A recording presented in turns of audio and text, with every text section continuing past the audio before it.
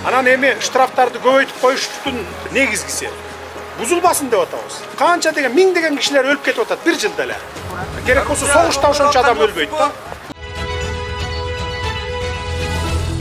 Бишкек шаарында түрттүрүлгөн Нарын ресторанынын ордуна 5 жылдыздуу мейманкана, бизнес борбор жана соода аянттарын камтыган көп тармактуу комплекстин курулушу башталды. Ага президент Садыр Жапаров капсула салганын өлкө башынын басма сөз кызматы 10 мартта кабарлаган. Маалыматка ылайык комплексте 296 номери бар 5 жылдыздуу мейманкана болот. Ошондой эле 444 батирлүү турак жай, соода аянттары жана 1-2 миңден ашык автоунаа үчүн жер астындагы машина токтоочу жай салынат. Долбоордун базы 320 миллион АКШ долларын түзөт. Бишкектин чогортосунда жайгашкан Нарын рестораны 80-жылдары курулган. Убагында эл көп барган жайлардын бири болгон имарат 10 жылдан ашуун убакыттан бери энсирип талкаланып турган. Өкмөт имаратты 2017-жылы бузган. Өлкө башчысы Садыр Жапаров 11 мартта Нарын облусуна болгон иш сапарынын алкагында жергиликтүү тургундары менен жолугушуу өткөрдү. Бул тууралуу президенттин маалымат кызматынан кабарлады. Маалыматка ылайык облустук администрациясынын имаратында өткөн жумушчу жыйын аяктагандан кийин мамлекет башчы ал жакта чогулган адамдар менен жолугуп барлашкан. Жергиликтүү тургундар тарабынан контролдук кассалык машиналарды киргизүү жол эрежесин бузгандыгы үчүн айып пулдун көбөйүшү, шаардын жана облустун инфраструктуралык көйгөйлөрү, ошондой эле жеке маселелер көтөрүлгөн. Садыр Жапаров чогулгандарга салык жол жоболорун фиксалдаштыруу, биринчи кезекте ачык айкындуулукту жогорулатуу жана республикалык бюджетке пенсия салык жыйымдарын көбөйтүү максатында жүргүзүлүп жатканын, ошондой эле социалдык объектилерди курууга эмгек акыны көбөйтүүгө мүмкүндүк берерин түшүндүргөн. Көтөрүлгөн бардык маселелер боюнча тиешелүү түзүмдөргө тапшырмалар берилип, президент Жапаров аларды приоритеттүүлүгү менен чечүүнү тапшырды. Анан бул ККМдин бир жакшы жери 8 миллион сомго чейин оборот болгон жөнөкөй жарандар ушул жерде турган. Бир тыйын төлөбөйсүңөр. Ошону жакшы билип алыңар. Эч кандай бухгалтердин кереги жок силерге. Жөн гана саткан товарыңарга чек жазып бергиле. Анан силерге ким оттон берип кетип атат, ошондон счет фактура талап кылгыла. Болду, бүттү. Кыргызстанда жол эрежесин бузгандар үчүн жазалоонун жаңы нормалары күчүнө кирди. Жол кыймылынын коопсуздугун камсыздоо башкы башкармалыгынан кабарлашканда, эми мас абалында уна айдагандар 1 жылга айдоочу күбөлүгүнөн ажыратылат. Эгер ал наркологиялык текшерүүдөн өтүүдөн баш тартса, 3 суткага, ал эми айдоочулук күбөлүгү жок эреже бузган адам 5 суткага чейин камакка алынат. Айдоочу жаза мөөнөтү аяктагандан кийин кайрадан мас абалында машина айдап кармалса, унаасы конфискацияланып, күбөлүгүнөн 3 жылга ажыратылат. Тиешелүү өзгөртүүлөр 8 марттан тарта күчүнө кирген. Туркиянын президенти Режеп Тайип Эрдоган президенттик жана парламенттик шайлоону 14-майда өтө тургандыгын жарыялады. Бул тууралуу чет элдик басылмалар жазып чыгышты. Эрдоган Анкарада президенттик комплексте шайлоо чечимине кол койгондон кийин жалпы коомчулукка маалымат берген.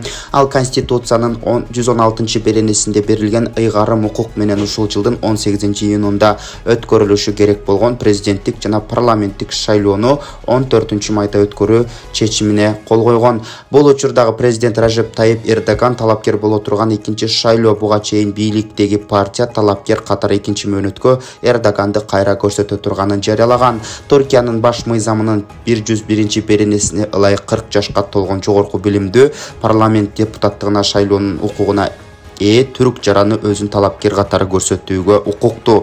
Туркияда президент 7 жылга шайланат. 10 мартка карата 74110 салык төлөөчү бирдиктүү салык декларациясын тапшырды. Анын 54076 электрондук түрдө берилген. Тапшырылгандардын ичинен 14692 юридикалык жак, 27669 жеке ишкер, 19663 жеке жак, ошондой эле 12086 мамлекеттик жана муниципалдык кызматчы. Эскерте кетсек, 1 апрелге чейин юридикалык жактар, мамлекеттик жана муниципалдык кызматчылар салык декларациясын тапшырууга милдетти. Ал эми 1 майга чейин салык декларациясын төмөнкүлөр тапшырышы керек. Төө ашууда кар көчкө түшүп, жол убактылуу жабылды. Бул тууралуу 11-мартта Транспорт жана коммуникациялар министрлигинен кабарлашты. Маалымат калай көчкү кечээ саат 17:30 чамасында Бишкек-Ош-Уна жолунун 135-чакырымына түшкөн.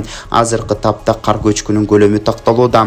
Азыркы тапта Транспорт жана коммуникациялар министрлигине караштуу номер 9-жол тейлөө ишканасынын кызматкерлери атайын техникалардын жардамы менен жолду кардан тазалап жатканы кабарланат.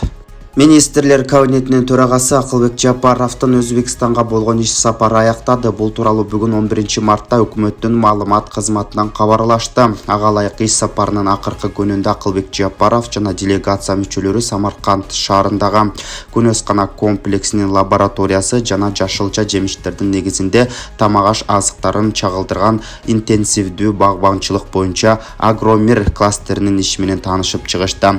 Белгилей кетсек, министрлер кабинет башчысынын Өзбекстанга болгон иш сапары 8-мартта башталган. Сапардын алкагында ал өлкөнүн жогорку жетекчилиги менен бир катар жолугушууларды өткөрүп, анын жыйынтыгында эки тараптуу мамилелерди өнүктүрүү жана инвестицияларды тартуу боюнча 15тен ашуун документке кол коюлган.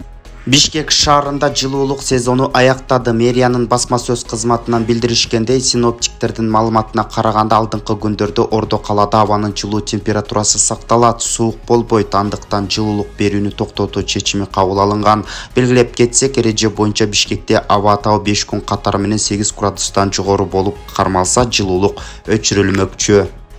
Күнүбүздүн маанилүү делген кабарлары мына ушулар болду. Ак Кеме YouTube каналына катталып, күндүн маанилүү делген жаңылыктардан биринчилерден болуп кабардар болуңуздар. Лайк басканды унутпай, башкалар менен бөлүшүңүз.